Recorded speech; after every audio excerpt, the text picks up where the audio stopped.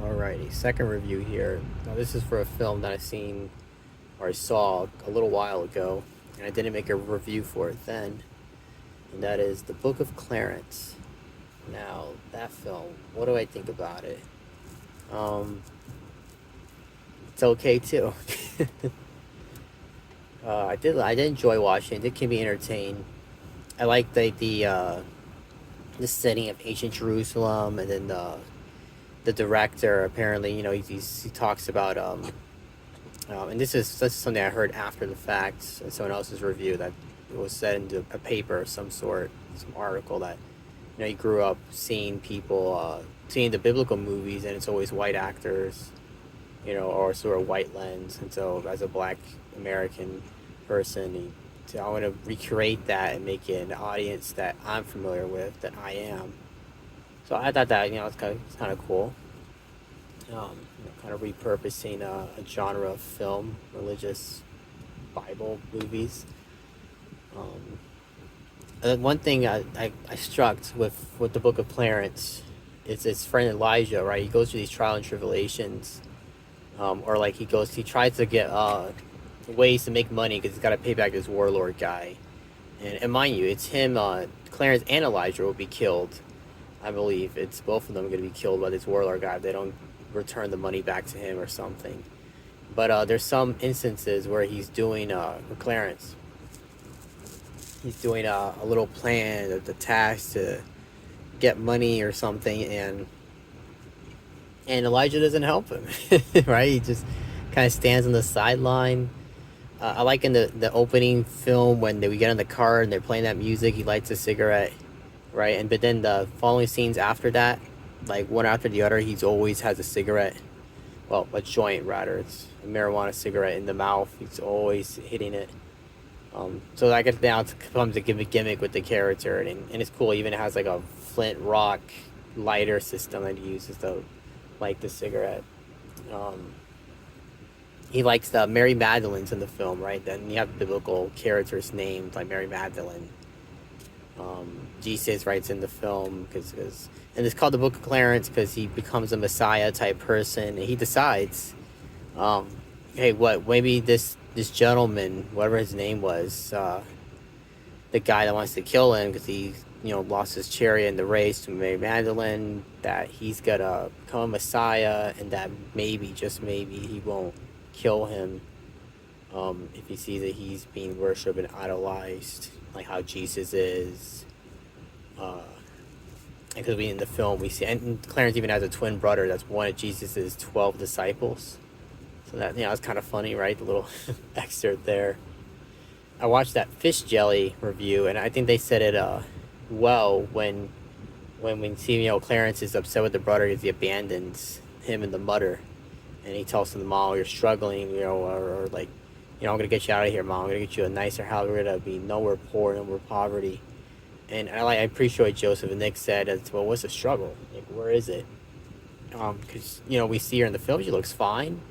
And Clarence complains to his mother about his brother Thomas. That's his brother's name. That Thomas abandoned us. Look at him just going around with Jesus.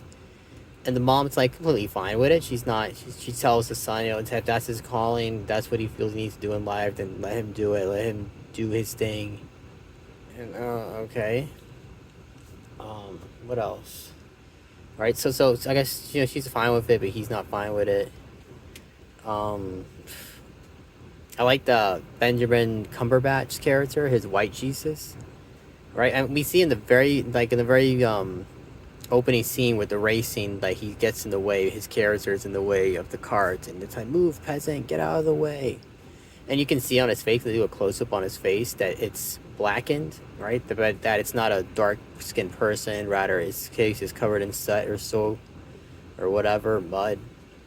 And so I thought, okay, that's a gimmick maybe that we're gonna see later, right? Because there's like, I think a second or two other scenes where we see this individual. He's always begging for money too. He's a beggar. He's always asking for something, and he said, "Nobody gives me anything. They just walk right over me."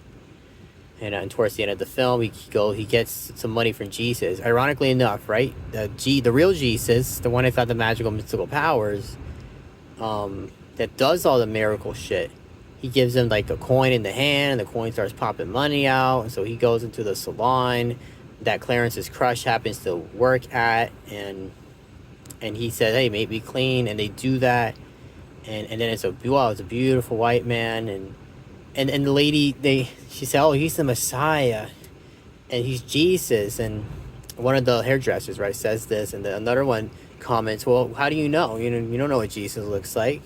How do you know he's Jesus?" And he's like, "That white skin, I can tell, I just know it."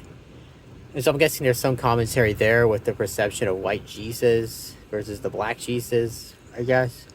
And I like that towards the end of the film, because the Romans are crucifying all the Messiah people, anybody that's a Messiah-like figure, saying they would talk to God and shit, they're crucifying their ass. And towards the end of the film, we see that Clarence, it's getting crucified, and Benjamin Cumberbatch's Jesus, white Jesus, is there. I don't think real Jesus is there, actually. I think all the Jesuses of the real one is there, if I'm not mistaken. But you get the gist, right? A bunch of Jesuses there. I also watched a Fish Jelly review of this, and so they had some good commentary or insights that I didn't really notice. One thing in the beginning of the film, when they mentioned gypsy territory, so my interpretation was that the gypsy territory is just a facet of the city. It's a section of the city, I guess a lower common space of the city, but not like the ghetto or... because then Fish Jelly, I think they said the gypsy territory. For them, it was like, oh, okay, we're in the ghetto. It's telling us we're in the ghetto. Besides the opening credits saying Lower Jerusalem, the gypsy territory maybe reaffirms that. I don't know. And then there's this kid that, and they have it right when they say this about him. All throughout the film, he torments Clarence, kind of makes fun of him, mocks him. But then towards the end, when Clarence is holding his cross and he's being whipped by the Romans, suddenly he's crying and bawling his eyes out. He's so sad about it. It's so dumb. Like, why to change your heart all of a sudden? What's another thing? The Romans, they stop. What's his name? Clarence and his friend Elijah. Of course they stop them, right? All these other people on this bridge that they're walking on, this pathway. But I guess they're walking center, so they get to come right in front of them. Instead of moving to the side where maybe they wouldn't bother them, they just continue walking straight. So of course they have something to say to them. And how do you call what was I thinking of? Yeah, they show them the description of the assailants that's going around stealing shit, and it looks like an ancient Egyptian hieroglyph type figure on it. And we see later in the film when Clarence is looking up at a window, he sees a guy that's dressed just like it. So I got a chuckle out of the audience. There were a few key moments that did, and that was definitely one of them. There's this gladiator scene where he goes to this gladiator place to free the gladiators from this guy, something the slave, whatever the fuck his name was. How do you call I'm trying to collect my thoughts here. The Fish Jelly mentioned this, that in the gladiator scene, because all throughout the film we see that it's a black society, right? There's black people, and it makes sense. Like, it's probably maybe in ancient Jerusalem, Rome, Judea, that's what it is. In the ancient time of Judea, there would have been like probably a clear majority of populace and some minorities throughout, but like a clear majority, right? But then, like they mentioned this, when the gladiator scene, you can see there's different, like, white people there, right? There's like different people present amongst the gladiators. So for some reason, he's got like different people from all walks of life. And like they coined it, right? And within the Colosseum, so that was interesting. But it's kind of like the only scene where we see people like of different groups kind of coalescing. Because outside of that, all throughout Jerusalem scene, it's pretty homogenous. And then when we do see like white folks they're the Romans, right? And they're men, right? And they're dressed in their Roman gear. Like the scene where white Jesus is walking around and he's throwing money and people are all happy and dancing. There's actually two Roman guys that were like discussing with another gentleman or something, and they see him walk by and they say to themselves, we have to get rid of him. Does that look like another Messiah, right? Because that's the order it's given, right? To get rid of all the Messiahs. Whatever you find them, get rid of them. his love interest is the daughter, not the daughter, the sister. It's the sister of the warlord guy that he made the bad deal with. Um, and I think she knows, like they know, like I have a thing for you. I like you, but Clarence doesn't feel he's worthy enough. Because I guess he, because of his antics, because he's bad, and I guess, and that in the film, it's made, we're given the impression, oh, Clarence is a troublemaker. He's doesn't have his way in life. It's he's destitute.